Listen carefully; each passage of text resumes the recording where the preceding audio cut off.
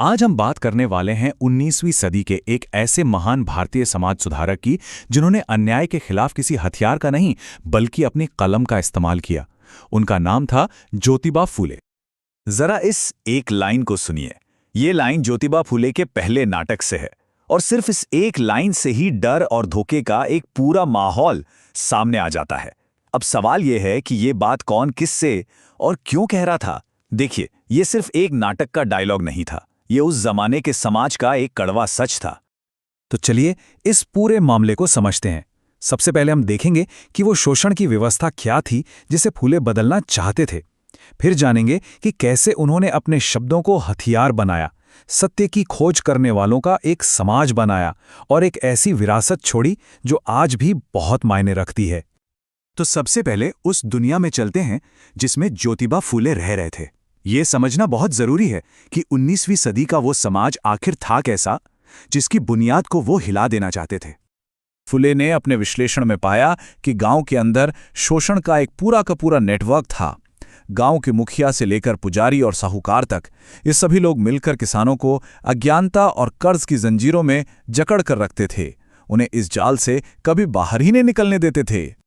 और फूले एक बहुत ही चौंकाने वाले नतीजे पर पहुंचे। उन्होंने कहा कि यह सब कोई इत्तेफाक नहीं है। उनके मुताबिक समाज का जो पूरा धार्मिक ढांचा है उसे ही ऐसा बनाया गया है कि निचली जातियों, जिन्हें वो शूद्र और अति शूद्र कहते थे, और सभी महिलाओं को जानबूझकर दबाकर रखा जाए। एक तरह से वे धार्मिक गुलाम थे। और इसी शोषण वाली व्यवस्था को सीधी चुनौती देने के लिए एक आवाज उठी, और वो आवाज थी ज्योतिबा फुले।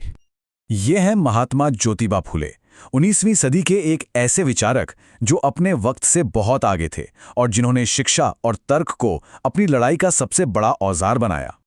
तो सवाल यह है कि फुले ने इतनी मजबूत व्यवस्था का सामना किया कैसे। उन्होंने हिंसा का रास्ता नहीं चुना बल्कि शब्दों का रास्ता चुना। उनकी कलम ही उनकी तलवार थी। यहां उनके कुछ बड़े कामों की एक झलक है। 1855 में उन्होंने एक नाटक से शुरुआत की। फिर 1873 में आई गुलामगिरी, जिसने जाति व्यवस्था पर सीधा हमला किया, और 1883 में किसान का कोड़ा से किसानों के शोषण की बात की। मतलब उनकी हर किताब समाज के किसी न किसी पाखंड की पोल खोल रही थी। सोचिए, फूले ने अपनी बात रखने के लिए एक नाटक क्यों चुना? क्योंकि एक नाटक सिर्फ बताता नहीं है, बल्कि वो शोषण को सीधे आपकी आंखों के सामने लाकर खड़ा कर देता है। आम लोगों तक अपनी बात पहुंचाने का इससे बेहतर तरीका और क्या हो सकता था? इस नाटक में हम देखते हैं कि कैसे एक पुजारी एक अनपढ़ गर्भवती महिला के डर का फायदा उठाता है। वो उसे ग्रहों का डर दिखाता है ताकि वो उसे लूट सके, और ये उस जमाने में बहुत आम बात थी। लेकिन फिर नाटक में एंट्री होती है विदूषक की, यानी एक मस्खरे की, जो असल में फूले की अपनी आवाज है। वो कोई वेद पुराण की बात नहीं करता, वो बस सीधा साधा तर्क इस्तेमाल करता है और पुजारी के सारे दावों की हवा निकाल देता है। वो बस इतना पूछता है कि अगर पंडित ही लोगों को मौत से बचा सकते हैं तो फिर भला डॉक्टरों और अस्पतालों की क्या जरूरत है। और ये देखिए, उस महान क्रांतिकारी की अपनी लिखावट मोड़ी लिपि में इसका एक एक अक्षर इस बात की गवाही देता है कि ये सब सिर्फ किताबी बातें नहीं थीं, बल्कि एक इंसान का अपने हाथों से लिखा गया संघर्ष था जो हमें सीधे उनके विचारों से जोड़ता है। लेकिन फूले ये अच्छी तरह जानते थे कि सिर्फ लिखना ही काफी नहीं होगा। अपने इन क्रांतिकारी विचारों को जमीन पर उतारने के लिए, एक सामाजिक आंदोलन खड़ा करने के लिए उन्होंने एक संगठन की नींव रखी। इस संगठन का नाम था सत्य शोधक समाज, मतलब सच की खोज करने वालों का समाज। इसका सीधा सा मकसद था लोगों को ज्ञान से ताकतवर बनाना, ताकि उन्हें सच जानने के लिए किसी पुजारी या किसी बिचौलिए की जरूरत ही ना पड़े। और इस समाज के जो सिद्धांत थे वो अपने समय से बहुत बहुत आगे थे। जैसे कि चाहे मर्द हो या औरत, सबको बराबर शिक्षा मिले, धार्मिक पाखंड और अंधविश्वास की पोल खोली जाए, सामाजिक बराबरी और न्याय के लिए लड़ा जाए, और लोगों में आज़ादी और भाईचारे की एक नई सोच पैदा की जाए। तो फूले ने जो जिंदगी भर संघर्ष किया, उसका नतीजा क्या हुआ? चलिए अब उनकी विरासत पर एक नज़र डालते हैं और ये भी समझने की कोशिश करते हैं कि उनके काम के सामने आज क्या चुनौतियां हैं।